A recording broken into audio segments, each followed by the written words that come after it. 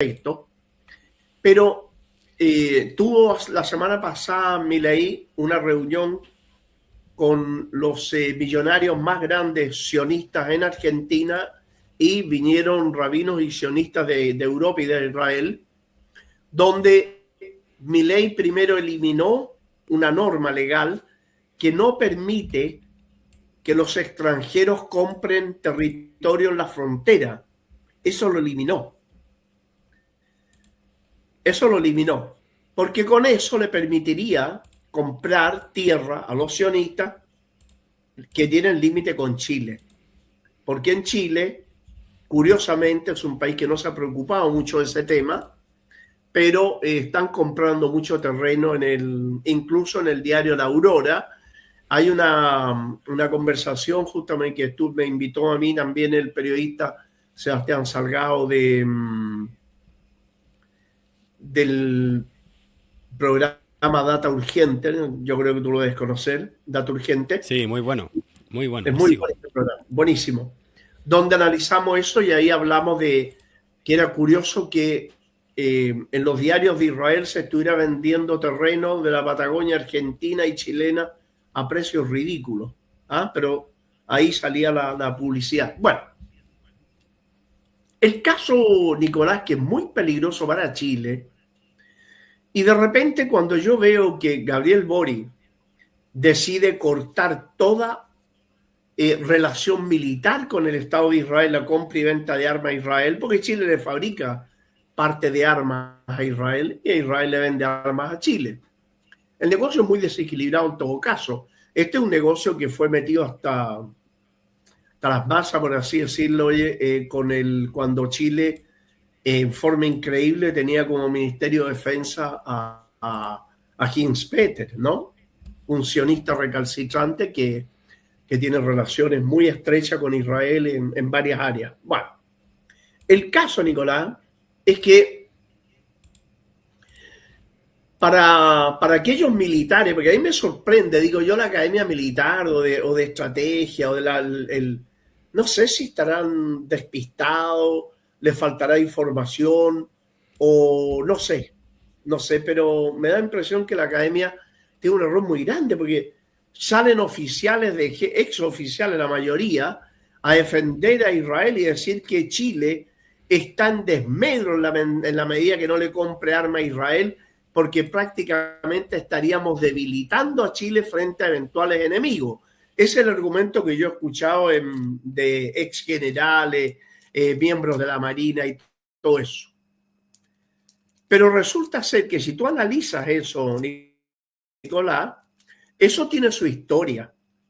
Y la historia radica en que durante el año 1976 y 77, Estados Unidos le exige a la Junta Militar que le devuelvan el cobre chileno.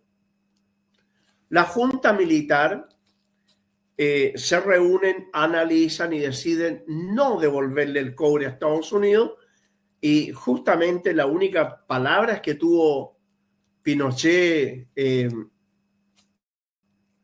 sobre Allende, positiva sobre Allende, fue cuando dijo: lo único que yo le agradezco a Salvador Allende fue haber nacionalizado el cobre chileno. Como la dictadura se negó a devolverle el cobre a los norteamericanos, ¿qué hicieron los norteamericanos? Que, dicho sea de paso, son los peores aliados que puede tener un país. Van y se reúnen con Elwin y Lagos y otros personeros más y les dice: nosotros sacamos a los norteamericanos, nosotros sacamos a la dictadura y se lo entregamos a los civiles chilenos a través de esta concertación que tenían que inventar. Se planificó todo allí, pero en respuesta a eso, la concertación estaba obligada a devolverle el cobre a Estados Unidos. Cuando comienza todo el suceso de cómo sacarlo, tú te acordarás de los gajos de uva que salieron envenenados para parar la... Bueno, ahí la burguesía chilena, los terratenientes, todo, espantados porque no tenían mercado, empiezan a exigir la salida de la dictadura militar y reemplazarlo por un gobierno civil de centro derecha. Ahí metieron a la Concertación, que fue inventada allí, de Partidos por la Democracia, cuyo primer gobierno fue el de Patricio Aylwin. Patricio Aylwin, al instante que asume, lo primero que hace, Nicolás, es inventar el capítulo 600 de la inversión extranjera, que le permitía a estas empresas invertir en Chile sin pagar ningún impuesto. Eso es lo primero. Por eso que las mineras del cobre extranjera no pagan el impuesto específico a la bencina que pagamos todos los chilenos. Y le devuelven el cobre a Estados Unidos de una manera escandalosa, de manera tal que Chile es dueño del 27% del cobre en este momento. Bueno, cuando estalla la problemática con Argentina a través del Canal Beagle, en esa situación de tensión, Estados Unidos tenía la enmienda Kennedy, en la cual, para presionar a la dictadura militar, dejaron de venderle repuestos, dejaron de venderle armas a Chile. Y Chile se encuentra de sorpresa con los argentinos prontos a tomarse el poder. O sea, perdón, el tomarse las islas. Las islas Pinto, Nueva y Lennox. Allí, la dictadura recibe armas que compra, las mismas armas norteamericanas, y los repuestos los compró de 3 países: de Jordania, de Egipto y de Israel. Pero la Marina, la Fuerza Aérea, el Ejército le agradecen solo a Israel. El caso es que esa era la situación y el escenario internacional que había en ese momento. Pero analicemos ahora lo grave de esto. Hace 2 años que en un programa hermano y amigo que se llama Guillotina, ¿no? Nosotros dimos a conocer y advertíamos de que Chile podría llegar a tener problemas pronto con Argentina. Rusia descubre en la Antártida chilena, descubre, Nicolás, un manto de petróleo, una reserva de petróleo en la Antártida, que justo es la Antártida chilena. Descubre, Nicolás, un manto de petróleo que está entre 4 y 5 veces la reserva de petróleo que tiene Venezuela, y Venezuela es la reserva de petróleo más grande del mundo. ¿Te das cuenta tú lo grave que es eso? ¿Qué ocurre ahí? Fíjate esta disputa austral. Y justamente sí, estamos hablando de este vacío de Chile. ¿Saben lo que hace Israel con Estados Unidos? Y de acuerdo con ese payaso que nadie le ha enseñado a peinarse todavía, lo que han hecho es construir 2 bases militares en Ushuaia, esto es en el extremo sur argentino, 2 bases militares, una israelí y una norteamericana. La pregunta es, Nicolás, ¿con quién limita Argentina en el extremo sur chileno? O sea, perdón, argentino. Con Chile. Nada más. ¿Por qué entonces 2 bases militares, una israelí y una argentina, una norteamericana, en el extremo sur de Argentina, si no es empezar ya a preparar la toma de esta tremenda riqueza petrolera y que podría entrar en conflicto militar con Chile? ¿Te das cuenta? Porque está en la Antártida denominada Antártida chilena. Ahora, Nicolás, para todos aquellos militares que pudieran estar escuchándonos o espiándonos, para todos aquellos que profesan este supuesto cariño, amor al Estado de Israel, Mi pregunta es esta. En caso de una situación militar entre Chile y Argentina, ¿creerán los militares chilenos que Israel va a apoyar a Chile? ¿Creerán eso? ¿Realmente? ¿No se darán cuenta de la situación geoeconómica y geopolítica mundial que hay?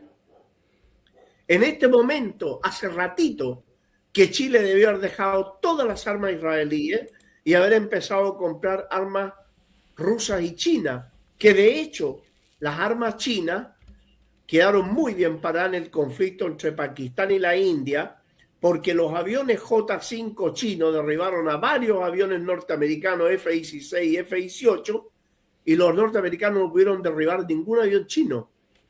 Oye, Nicola, te puedo hacer un breve comentario. Estuve el miércoles pasado en este programa de extrema derecha, el Sin Filtro.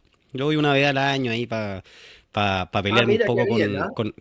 con la derecha. Y yo les dije, en una de mis intervenciones, les dije, ustedes le andan moviendo la colita como perro faldero a Milei, que es otro perro faldero Claro. del Estado de Israel. ¿Y dónde quedaron los patriotas? O sea, acá les pusieron una base militar norteamericana que afecta los intereses nacionales y la soberanía chilena y ustedes no han dicho nada.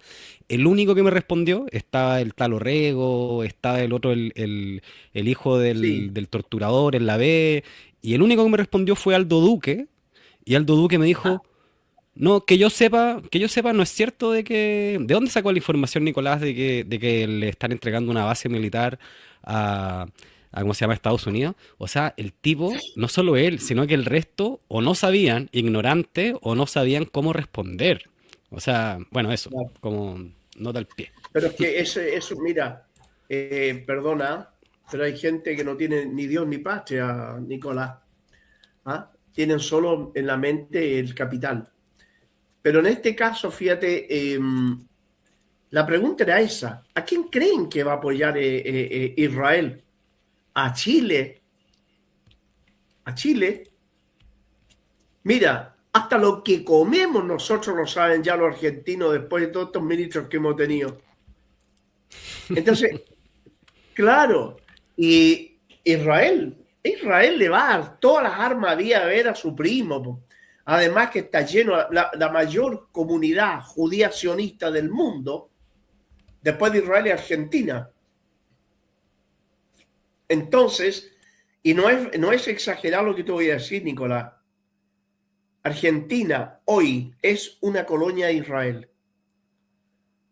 Créeme lo que te digo, en lo económico, en lo político, en lo cultural, están siendo subyugados por los sionistas de una manera impresionante. El único que está dando la lucha como corresponde allá es Atilio Borón y, y aún así las últimas elecciones demostraron de que el pueblo está pero tremendamente eh, con la brújula bastante torcida, Nicolás. Bueno, igual que aquí, ¿no? Acá también tenemos la brújula bien torcida. Nicola, te aprovecho de consultar. Estuvo Sí, recientemente Netanyahu en Israel, vuelve y anuncia una serie de acuerdos, algo comentábamos.